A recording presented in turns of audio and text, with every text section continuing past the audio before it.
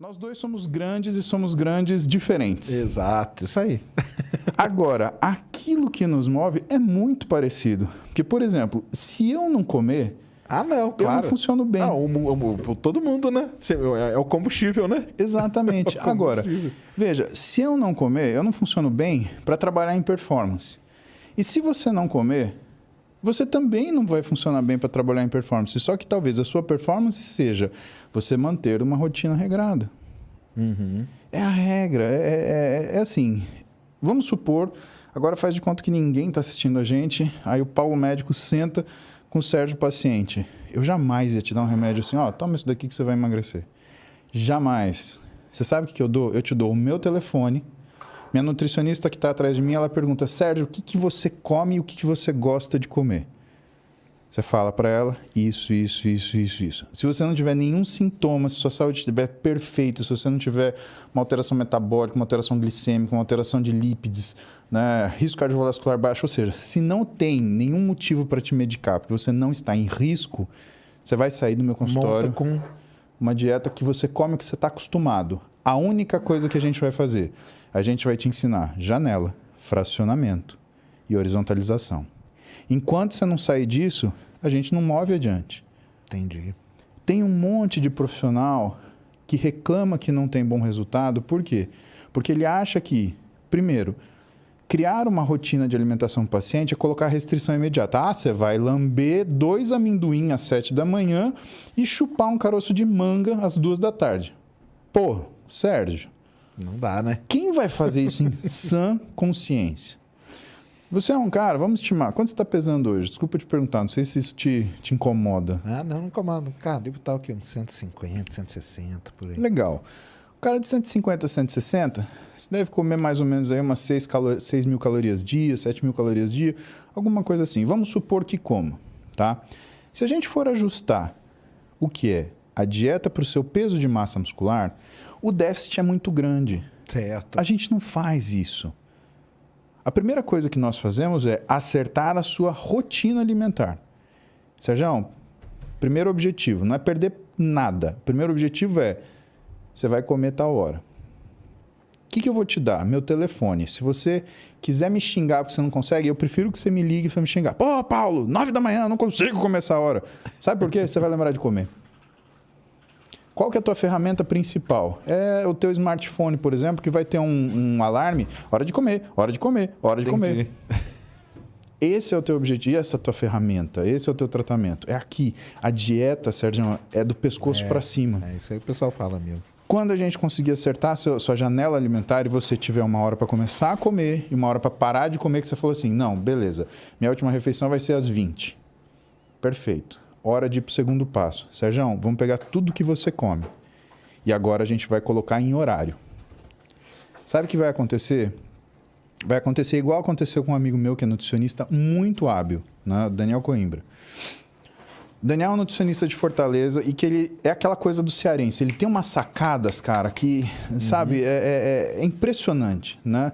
Eu brinco, eu falo assim, cara, não mexe com o cearense. O dia que você tirar uma pirada com o cearense, você vai se arrepender o resto da vida. Porque os caras, eles não é que eles estão voltando com a farinha. Eles já foram na festa, sopraram as velhinhas, comeram o bolo e estão dando risada da sua cara. É. E ele atendeu um paciente muito desafiante. O paciente falou para ele assim, olha só, eu só como Big Mac. Aí, ó, aquele filme lá, né, que tem, né? É praticamente o Super Size Me. Isso, né? Super Size Me. E aí o que ele falou pro cara? Ele falou, tá bom. Vamos fazer em cima do seu Big Mac, né? Então, macho, você vai comer Big Mac. Aí ele falou, só que é o seguinte, como que você come esse Big Mac? Eu como 2 Big Mac na hora do almoço e como 2 Big Mac na hora da janta. Ele falou, então tá bom. Então você vai fazer o seguinte, são 4 mil quilocalorias, cara. Porra, 4 mil quilocalorias são calorias, tá? Ele falou para o cara, você vai fazer o seguinte, você vai comer, só que você vai tomar café de Big Mac, você vai comer Big Mac no meio da manhã, Big Mac na hora do almoço, Big Mac no meio da tarde, muito obrigado. E Big Mac na hora de dormir. E o sujeito fez. Deu 3 semanas. O sujeito ligou pra ele. Pô, Daniel, não tô aguentando mais comer Big Mac, pô. Essa porcaria aqui. Não aguento sentir o cheiro. Aí ele falou, ótimo. Pronto, agora tá pronto pra mudar, né? Só que você vai continuar comendo essa porcaria, eu só vou trocar uma refeição. Pelo amor de Deus, troca tudo. Não. Aí ele trocou uma. Trocou uma refeição, passou 3 dias, o cara ligou para ele e falou, não posso comer toda essa refeição. E ele fez uma refeição que era uma refeição com comida, arroz, feijão, mas trocando a caloria. Entendi. Que é o alvo principal do nutricionista. Você entrega para ele, por exemplo, vamos supor que o dinheiro do nutricionista são calorias. Então, eu tenho, sei lá, nessa lata, 1.000 calorias de valor. Se eu não comer, aliás, se eu não tomar essa lata, o que eu posso comer? Eu posso comer todo esse prato aqui de sushi sashimi. É mais ou menos que nem aquela brincadeira do Silvio Santos, que ele fala assim, você aceita trocar esse carro zero assim, né? por uma bolsa furada? Aí o cara, sim!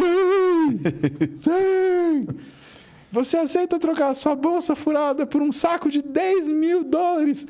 Não! É isso mesmo. E a gente ficava desesperado com o cara lá. Então, o nutricionista, ele faz isso, ele faz essa troca. Ele fala, ó, isso daqui é pra tu, né? Trocar. Aí o cara queria trocar, ficou ansioso pra trocar. Ele, não, você ainda vai comer uma semana assim. 3 dias o cara tava louco.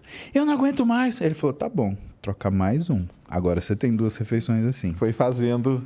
Entendi. Porque até do ponto de vista lógico, quando você cria um reflexo de escassez, você não vai comer mais Big Mac. Entendi.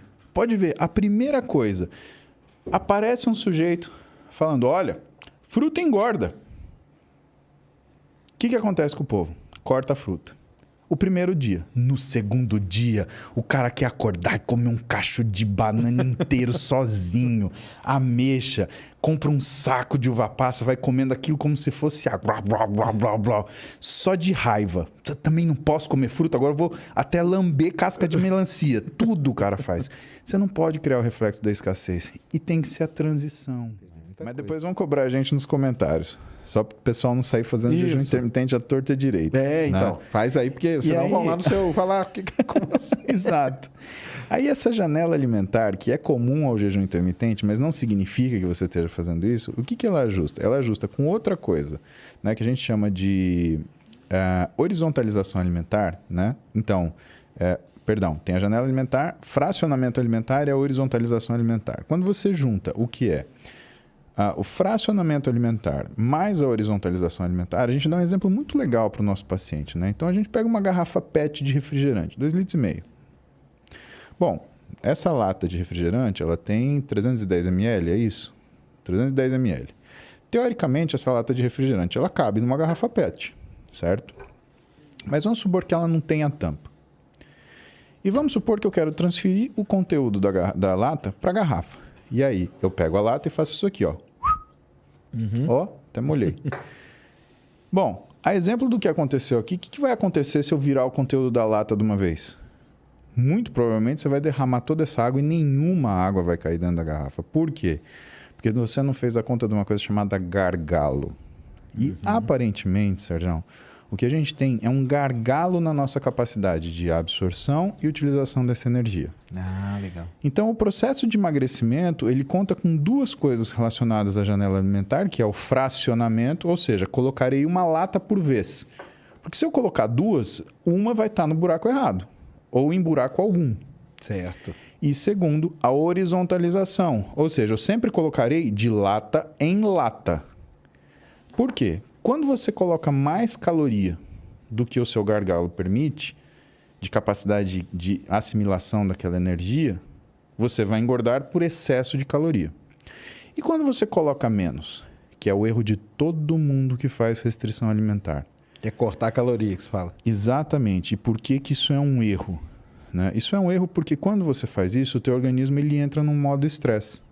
E o que ele faz? Ele liga o modo economia de energia. E quando ele liga esse modo economia de energia, e ele usa hormônios para fazer isso, esse é um estado que permanece.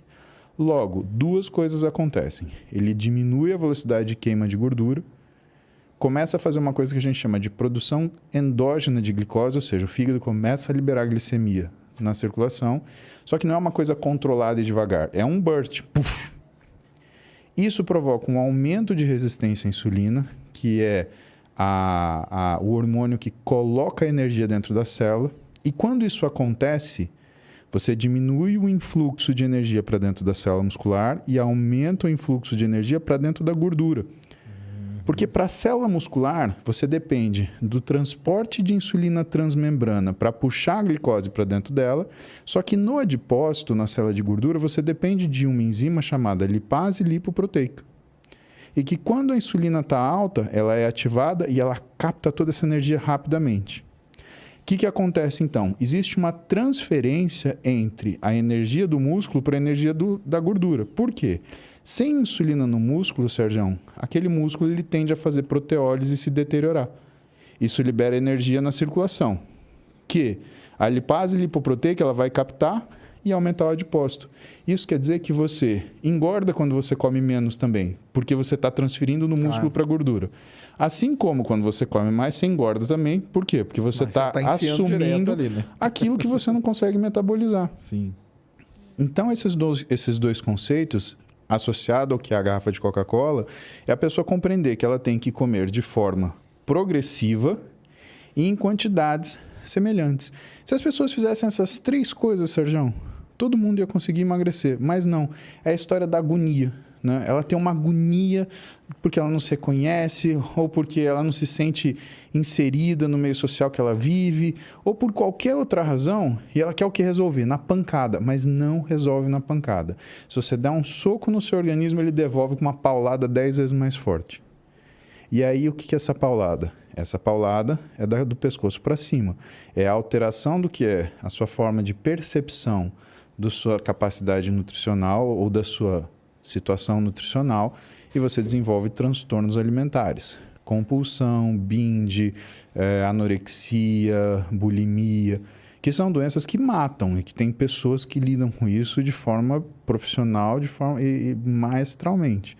Desequilibra a cabeça, né? Sem falsa modéstia, a pessoa que eu conheço que melhor lida com isso é minha esposa, a Roberta, que é nutricionista e que lida com essa área de transtornos alimentares. E você que está assistindo esse vídeo aqui no Talk Flow, se liga, olha só. Primeiro que você pode se tornar um membro, e aí você pode se tornar tanto um membro burguês quanto um membro humilde. E aí isso tem uma diferença aí no que você vai ganhar de volta. Desconto na loja, uns adesivos que a gente manda e por aí vai, tem várias paradas.